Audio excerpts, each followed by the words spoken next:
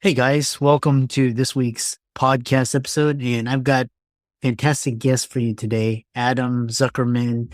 And he's a founder. He makes estate planning and end of life tasks easier. He's got a fantastic story, a lot of energy, expertise. I'm really happy to have him on the show. So, Adam, welcome. Thank you so much, Christopher. Appreciate you having me on today. Yeah. So, you have an interesting background. Talk about you're an attorney, you got an MBA, you also worked in finance. So, talk about how this all led to what you're doing now. Yeah, it all led to Buried in Work, the company that I founded by accident. As you said, my background's a little bit atypical and unusual. I'm an attorney. I have an MBA. I've worked in finance. I was at a hedge fund that grew from 250 million under management to 1.2 billion while I was there on the ops side. I was Discovery Channel's parent company's intrapreneur and futurist, which meant boring things like go fix file sharing to exciting things of we have somebody jumping off the top of Mount Everest in a wingsuit. How do we make the show better? Or go invest in startups as a VC. For a few years, I was selling nuclear power plants to prime ministers and ministers of energy and companies around the world at a startup. And I had no idea that what I'd be doing today is the most rewarding company and endeavor that I've ever done in my life. Buried in Work, and I can tell the story about how it started if you're interested, is a company that is designed to help people simplify estate planning and end of life tasks. But we also work with companies, and it's been a pretty exciting journey. Yeah, really, it's very inspiring to see how it all started. And moving into the conversation, a lot of people, they think estate planning is a will. And you talk about how it's more of that. Talk about estate planning and regardless of age or wealth and pitfalls and misconceptions. Yeah, so every single day, 10,000 people turn 65 in the United States. And it's crazy to think that by the end of the decade, there's going to be more people that are 65 and older than under. Twice as many people 65 and older than there are today. And the unfortunate event is that only 1/3 of Americans actually have a will or a trust. But everybody has an estate plan, and most people don't realize that. And what I mean by that is if you die without having a will, the government decides what happens to your stuff based on legislation. It's called dying intestate. So if you have a shirt on your back, if you have a single bank account, if you have a prized family heirloom, or maybe a doll collection from when you were a kid or baseball card collection that you want to go to somebody specific, if you die without having a will in place, the state gets to dictate what order of operations that goes to. And what we're trying to do is help people understand that even though having a will or having a trust, if it makes sense for you, you're unique, just like everybody else, is an important step in the comprehensive estate planning process. Really, there's so much more to it. What happens to you if you're incapacitated? Who do you want to speak on your behalf? What happens to your pets? How do you want your funeral to be? Do you want your assets to go through probate, which is a process but isn't always a bad thing? And a whole host of other things that are involved, end of life directives, advanced directives, and we make it easy. So that's what Buried in Work is set out to do. Yeah. And follow up question to that is what are the most significant challenges people face when organizing their estate or managing a loved one's estate? And how does Buried in Work help overcome these challenges? It's a good question. It's the scavenger hunt. So let's say I invite you over to my house, Christopher, to make a cake or to make something we're cooking. And you walk in and the ingredients are on the table and you've got the recipe that we know we need to make. We know exactly what time it needs to be ready for dinner. And we have everything we need. It's going to be a pretty easy process, relaxed. But if you come over to my house, I'm not home yet. The food has to be on the table. There's no recipe. All you know is that the recipes or the ingredients are somewhere in the house, and maybe some of the ingredients are buried in the back of a closet behind a shoebox, but you have to find it. That's going to be a little bit more difficult for you, right? And that's the problem with estate planning is that people think, oh, I'm organized. Oh, my family will have no problem figuring this out. But the reality is that your idea of being organized, your client's ideas of being organized, your loved one's ideas of being organized isn't necessarily the same as yours. So what Buried in Work does is we have a unusually high amount of resources, checklists, guides, service provider directories, products, card games to help people get all of that information in order. So in the event something were to happen to them, their family members aren't sent on that scavenger hunt. And if they want, they can come to us and even get help with the process of going through everything at the same time. Oh, interesting. Interesting. And you mentioned card games. How does that help. I'm just, So I was in the hospital with my dad. The company started after my dad passed away from leukemia. And it was probably a week before he passed away. And I was sitting there going, "Hey, Dad, tell me one more story about when you were a kid. Tell me one more story about grandpa. What do you want your legacy to be? What do you think about this?" Because when somebody's gone, you lose all of the opportunity to interact. And we turned that into a card game called One More Story, 126 prompts on cards that are designed so people with dexterity issues can hold them really easily. 6 categories, and you just capture stories and memories. And then we realized, wait a minute, a lot of people don't have time to use one of our clear kits. That's our comprehensive estate planning kit. So comprehensive legacy and estate administration repository kit. So everything goes in one place so everybody has all the information they need.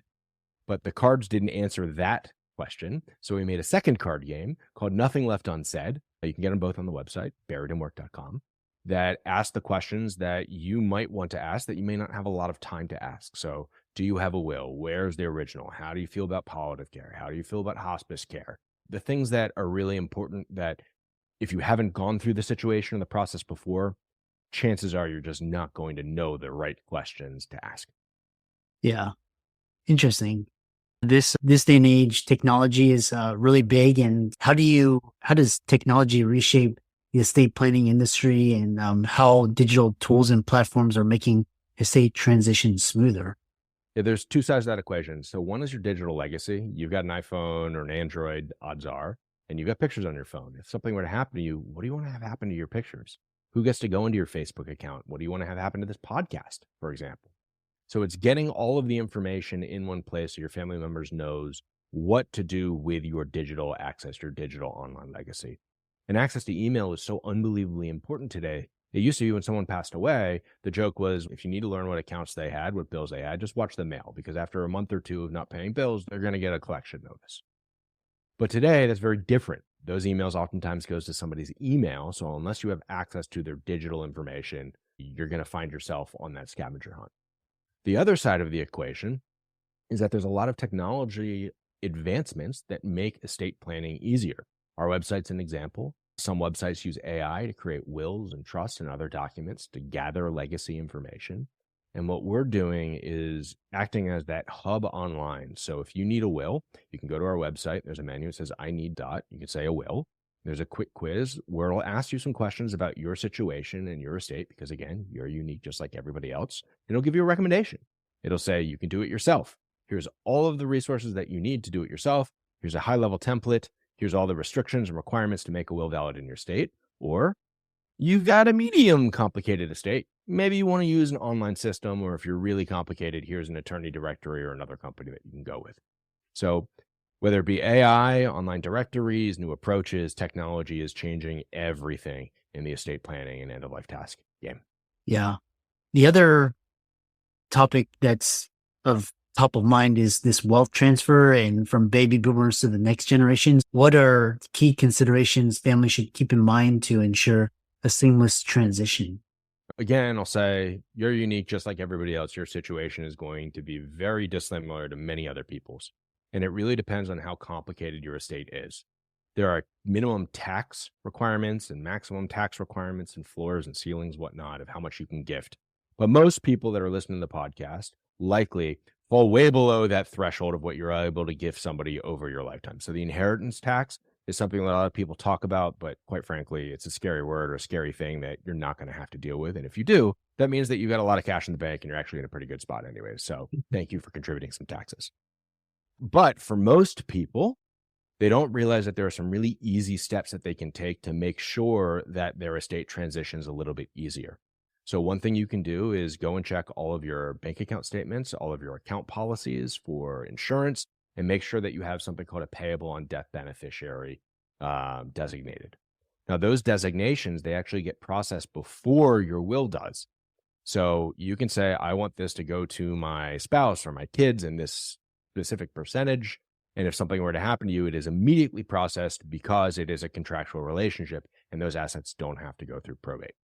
So there's some neat things that you can do. Come to the website. We can teach you a lot of those things. But the trick is, first, start. You need to gather your information, understand what you have, engage a service provider if you need help. and tell your family members or your loved ones that are going to be impacted what you're doing. Because if you start and you don't tell people what you're doing, and then they need the information and they can't find it, it's as if you didn't do anything at all. Yeah. Yeah, you mentioned the purpose of estate planning is to avoid probate. Talk about the tax, legal, and also financial elements that should be included in a comprehensive estate plan, and how can people ensure they're making informed decisions? So when most people think of an estate plan, it is to efficiently transfer assets and wealth after somebody's passing. A lot of people think that probate's a really bad word, and it's just a process. It's not good, it's not bad. It's just a process that has different ramifications than if you have something like a trust.